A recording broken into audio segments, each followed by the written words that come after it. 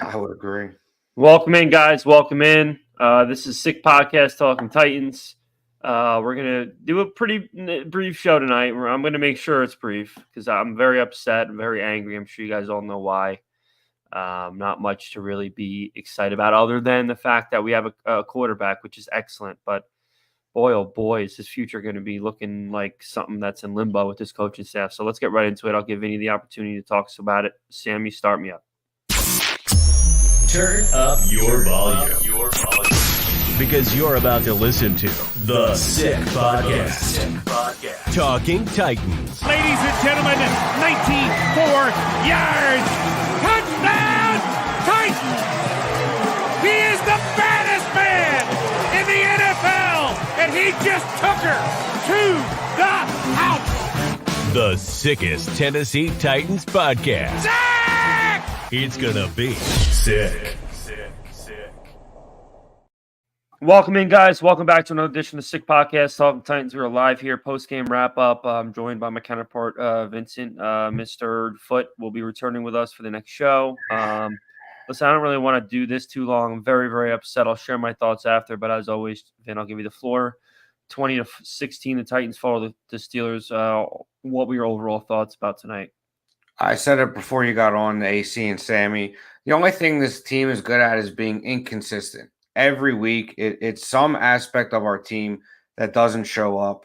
Tonight, we got no pressure on Kenny Pickett, not one sack, had all day to throw, all the time in the world.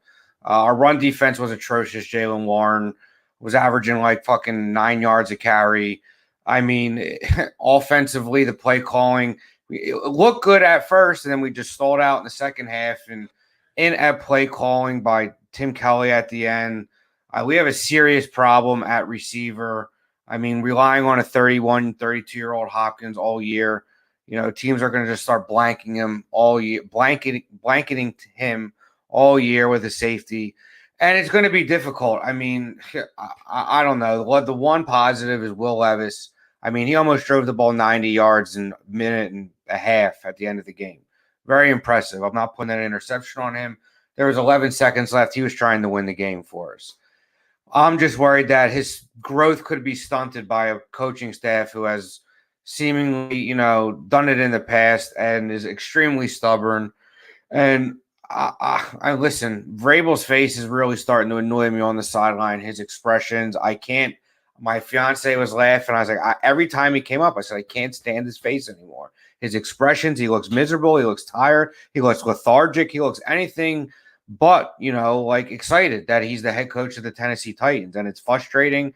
And same with Tim Kelly. I want to do what's best for Will Levis at this point. You know what I mean?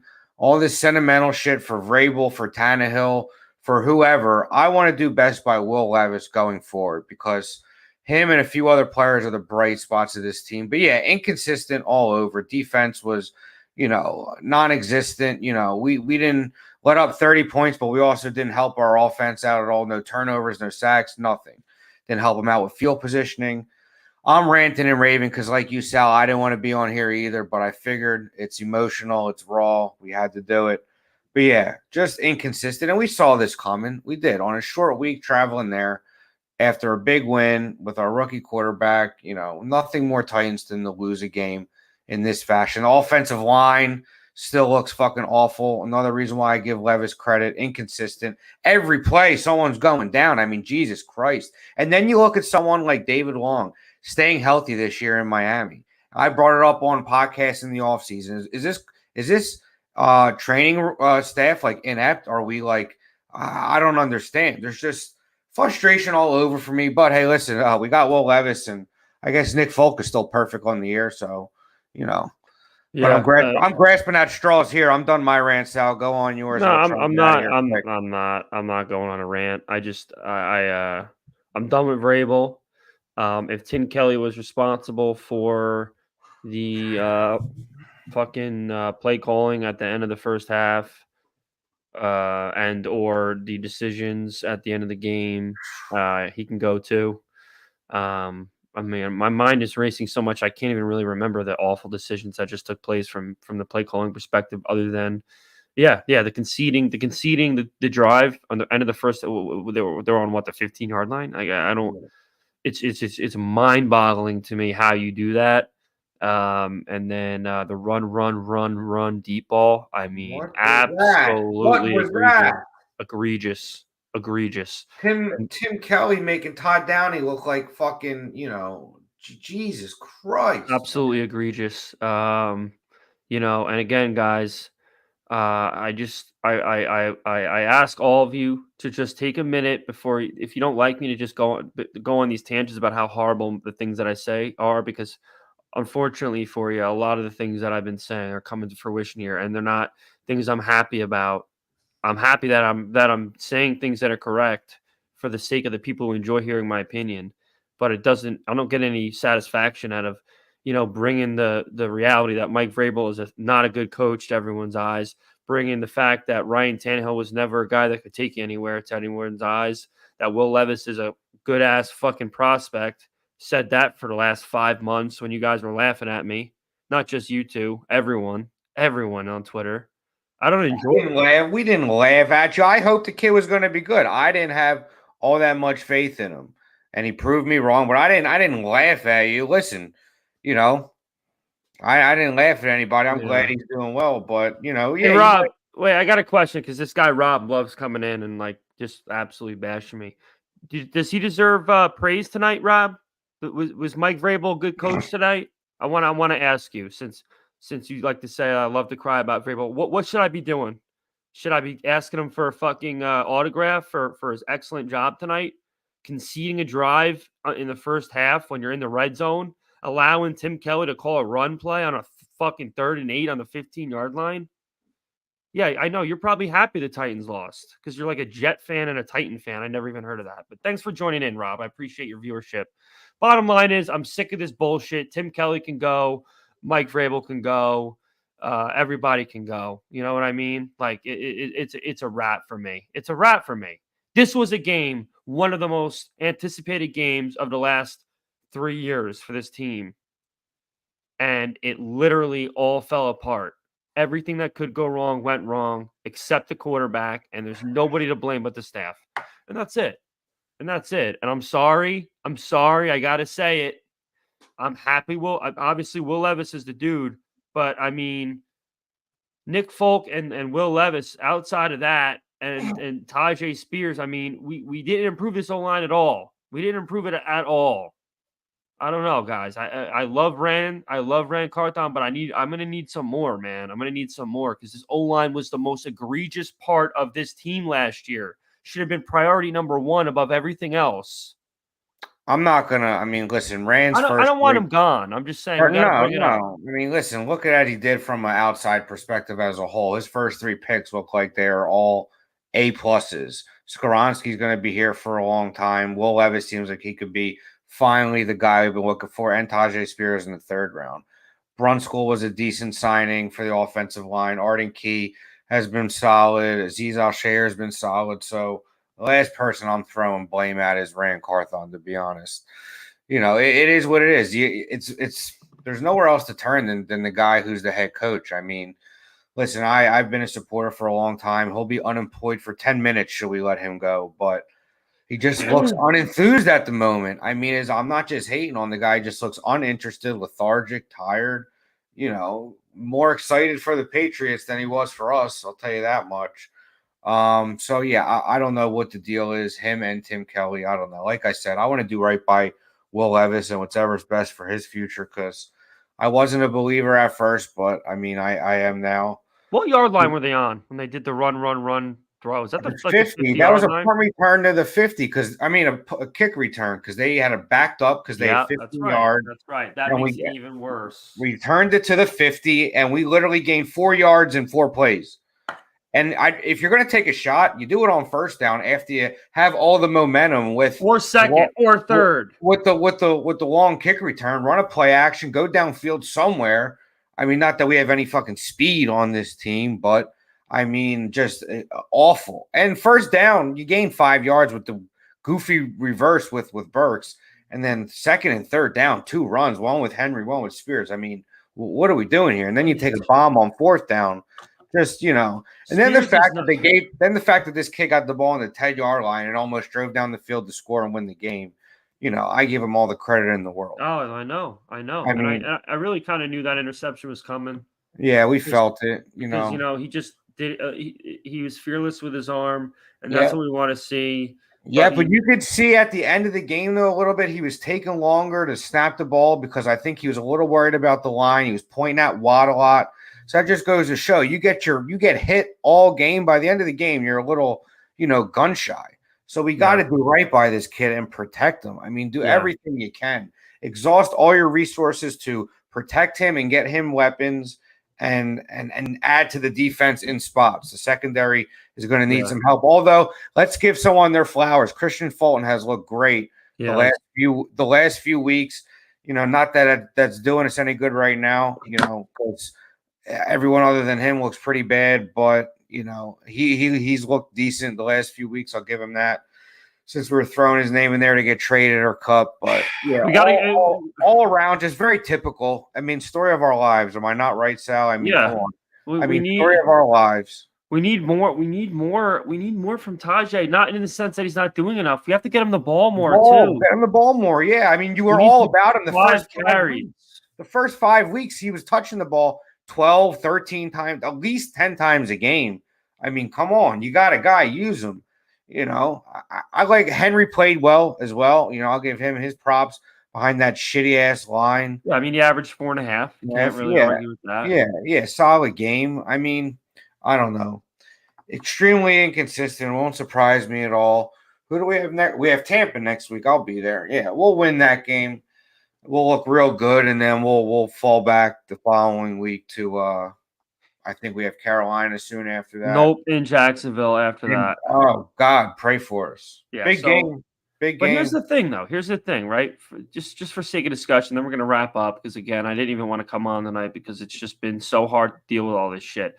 But their schedule moving forward, if they can just protect this fucking guy, is really favorable. Yeah. Again, I'm not gonna say.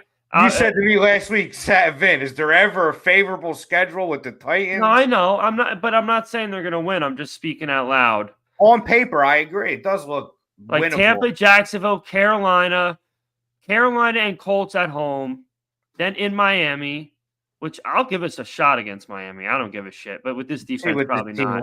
Like then. And then home to Houston, home to Seattle, at Houston, home to the Jags. I mean, listen, the bottom line is both Jags games are playoff games. So yeah, well, I mean, listen, we're behind the 8-ball now. I mean, we're 3-5. You got teams like Miami or Buffalo is going to be for a wild card spot, probably Cleveland and Cincinnati. If Baltimore wins that division, you're going to have 3 teams maybe in the playoffs fighting for that 2 spots. You're going to have the Chargers fighting for a spot. The Steelers, you want to talk about favorable schedules, look at their next 4 games. I mean, they could be 7-3 in a few weeks.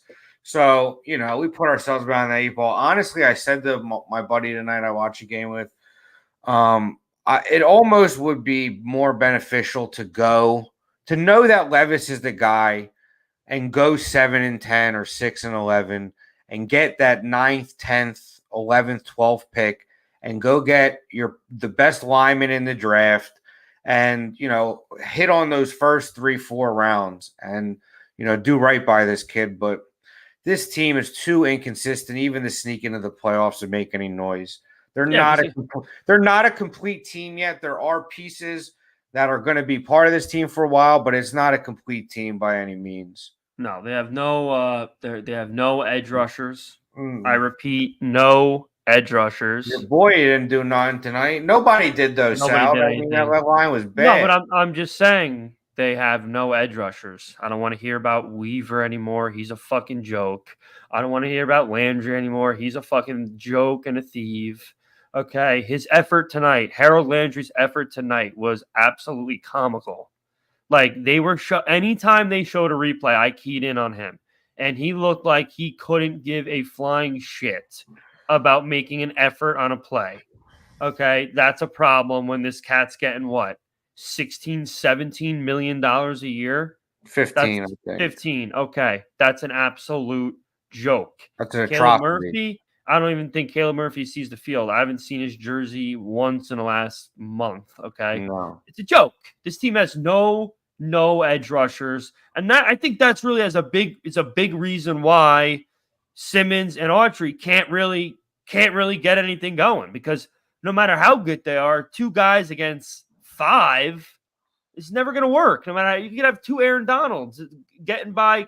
Well, he might be able to get by five. Two Aaron Donalds might be able to get by five guys, but it's a joke. It's an absolute joke. And now this team's going to have to search for wide receiver help, and it's going to be some journeymen that they're going to try to force us to get excited about, like I would have loved to have traded for like a Darnell Mooney, man, at the deadline, something like that. You know what I mean? A guy who can run down the field. I mean, they'll drag deep threat on this team. They'll drag AJ Green out of retirement or something. No. They're going to do something that nobody's going to be excited about. Jarvis Landry, some dumb shit.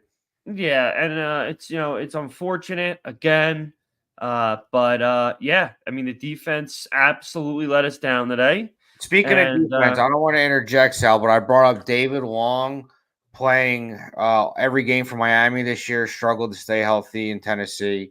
Bud Dupree has played every game of the year so far for the Falcons, being productive, couldn't stay healthy in Tennessee. I think there's something to be said that needs to be looked like more in depth about this training staff, the athletic trainers, the strength and conditioning staff. I don't know, but like something's not adding up here. Someone just put it up, offensive lineman going down tonight. I don't understand. Are we not in shape? I don't know, but like the past 2 years, historically injured in the history of the league, one of the most injured teams the last 2 years. And this year again, I mean, we can't stay on the field. It's. Yeah, and then there's another huge drop from Spears we can't forget about in the first half, because he couldn't plant his feet and he tried to backpedal. Why did he turn around? He should have just kept running straight. Like, why did he backpedal? What was he doing there? It's going to be the second ball of probably, I'd say, 40-plus yards at minimum that the receiver just absolutely sold Will Levis on. That would have put him probably over 300 yards receiving and a touchdown. So there's just, it's just another week of a series of unfortunate events. But the unfortunate events that can be avoidable are the horrendous coaching, the horrendous staff that makes decisions during the games. Unacceptable. Horrible clock management. No idea how to run an offense. Just abysmal play calling in the most critical times. I mean, I don't know how many of us have to realize it, how many of us have to complain about it before anything changes. I'm just happy that I put my head on my pillow every night knowing I'm not going to change for anyone. I'm going to keep saying what I feel, and I don't care who thinks anything of it. This team's absolutely going to get run into the ground. They're going to ruin this kid like they've ruined quarterbacks after quarterback before, and that's Don't even put that into the universe. Why would you get to that level so quickly? 2 games in, it could be a whole new staff next year. Could be all Rand's people. You don't know. Brable could be going. Let's hope we don't ruin them. Don't put that into the universe. Fucking Olivia Soprano. Yeah, come on. Right. That's an emotional thing to say. Why? As soon as we think we got someone, you're talking about ruining. Let's have some sort of optimism here. He goes Titans Anderson for real Titans content. Go right ahead, Rob. Enjoy. I'm sure he's live right now. Have a great night. So yeah, we're gonna wrap up tonight. It's midnight. Vinny's got how many deep are you tonight? 14, 15? Don't worry about it. I stopped counting after the second half started. Yeah, that's obvious. So we're gonna wrap up tonight, guys. Make sure you like, comment, subscribe, share the show. We do have to shout out our yes, boys at DK though. And listen, fellas, we're halfway through the season and we need to find out who are the pretenders and who are the contenders. Go to DraftKings. And it's still pumping. Unbeatable offers every week. New customers can bet just $5 on anything to get $200 instantly in bonus bets. Yes, I said that correctly. New customers can bet just $5 on anything to get $200 instantly in bonus bets. DraftKings isn't stopping there, though. All customers can take advantage of a sweetener of a deal every game day. All right, get in on the football action with DraftKings Sportsbook, an official sports betting partner of the NFL. Download the app now and use code SICK Sports, one word. New customers can bet just $5 on anything to get $200 instantly in bonus bets. Only on DraftKings Sportsbook with code SICKSPORTS. The crown is yours. If you have a gambling problem, please call 1-800-GAMBLER or visit www.1800gambler.net. All right, guys. So, again, this is going to be wrapping up for tonight. We appreciate all who joined in for the live. I was live for most of the game, actually the whole game. Anyone who joined in for that, I appreciate that as well. We'll be on in a few short days to start, figuring out this game against the Tampa Bay Buccaneers and how we're going to attack them and see if there's any changes at all that are made over this next 10-day break. So hope everyone has a fantastic rest of your night, great day tomorrow, and a great rest of your week. And we'll catch you on the flip. So tighten up. Sammy, send me out. And that's a wrap. Hope you don't miss us too much until next time. Follow the Sick Podcast Talking Titans on YouTube, Instagram, Facebook, Google Play, and Apple Podcasts.